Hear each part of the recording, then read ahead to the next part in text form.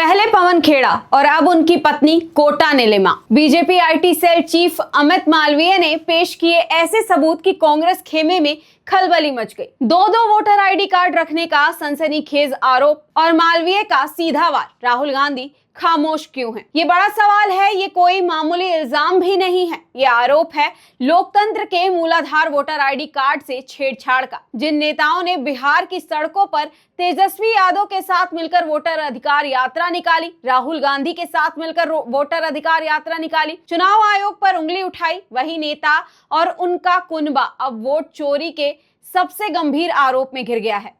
सवाल सीधा है, क्या कांग्रेस सिर्फ दूसरों पर हमला करने के लिए लोकतंत्र का नारा लगाती है और खुद अपने ही घर में चुनावी कानून तोड़ने का खेल खेलती है?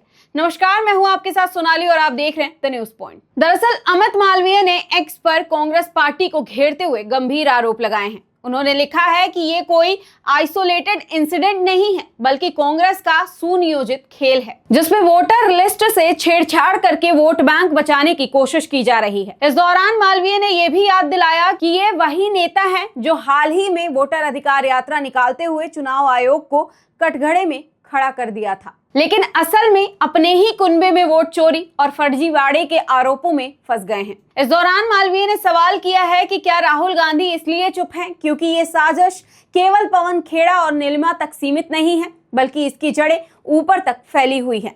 इस दौरान अमित मालवीय ने एक्स पर सबूत भी रखे और दावा किया है कि कांग्रेस प्रवक्ता पवन खेड़ा की पत्नी कोटा नीलिमा के पास एक नहीं बल्कि दो वोटर आईडी कार्ड है। पहला वोटर कार्ड तेलंगाना की खैराताबाद सीट से, जिसका नंबर भी जारी किया गया। पहला नंबर TDZ2 666-014 है। वहीं दूसरा वोटर कार्ड दिल्ली विधानसभा की मतदाता सूची से है, जिसका नंबर SJE 0755975 है। अब कांग्रेस की नीति के हिसाब से सवाल साफ है कि एक व्यक्ति 2 राज्यों में रजिस्टर कैसे हो सकता है, वो भी तब जब नीलिमा 2023 में कांग्रेस से चुनाव लड़ चुकी हैं। अब सोचिए जरा, जो लोग खुद उम्मीदवार हैं, अगर उन्हीं पर फर्जी वोटिंग का शक हो तो आम मतदाता कैसे भरोसा करे?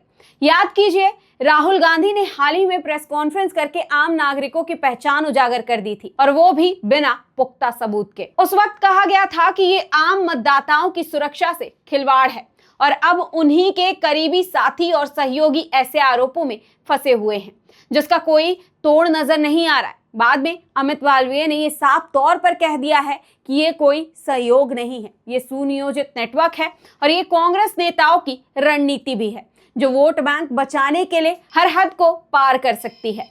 इस दौरान मालवीय ने राहुल गांधी को सीधा ललकारा और कहा, अब बोलिए, चुप क्यों है? उन्होंने कहा कि क्या इसीलिए खामोश हैं क्योंकि ये जालसाजी केवल पवन खेड़ा और नीलिमा तक सीमित नहीं, बल्कि इसकी जड़ें ऊपर तक जाती हैं। अमित मालवीय ने यहाँ तक याद दिला दिया कि कैसे 1980 में सोनिया गांधी का नाम भी वोटर लिस्ट में शामिल हुआ था, जबकि वो उस समय भारतीय नागरिक तक नहीं थी। और यही नहीं, मालवीय ने इंडिया गठबंधन को भी आड़े हाथों लिया। उन्होंने कहा कि इसमें कोई आश्चर्य नहीं है कि ये गठबंधन अवैध प्रवासियों का बचाव करती है और भारतीयों पर सवाल उठाती है, क्योंकि इन्हें लोकतंत्र की रक्षा नहीं बल्कि अपने वोट बैंक की रक्षा की चिंता है। अब मालवीय के इस आरोप के बाद एक और बड़ा सवाल उठने लगा है कि क्या कांग्रेस और इंडिया गठबंधन वोट चोरी के लिए वोटर लिस्ट से खिलवाड़ कर रहे हैं और देश भर में ये मुद्दा बचने के लिए उठा रहे हैं। एक सवाल ये भी है कि अगर नेता ही वोटर आईडी कार्ड का दुरुपयोग करेंगे तो आम आदमी के वोट की पवित्रता कौन बचाएगा, जिसका दावा हर नेता करता है। और सबसे बड़ा सवाल तो ये है कि राहुल गांधी, जो हर मंच पर लोकतंत्र बचाने का दावा करते हैं, वो अपने ही खेमे के भीतर लोकतंत्र की चोरी पर चुप्पी क्यों साध रखे हैं? ये उन नेताओं के लिए साफ संदेश भी है कि इस देश की जनता सर्वोपरि है और ये पब्लिक है, ये सब जानती है गद्दी पर किसको बिठाना है और कब उतारना भी है। ये देश वोटर की ताकत से चलता है, और अगर वोट की पवित्रता खतरे में है तो समझ लीजिए लोकतंत्र की आत्मा खतरे में है। खासकर इस मुद्दे पर आप क्या सोचते हैं, हमें कमेंट बॉक्स में जरूर बताएं। फिलहाल के लिए नमस्कार, देखते रहिए द न्यूज पॉइंट।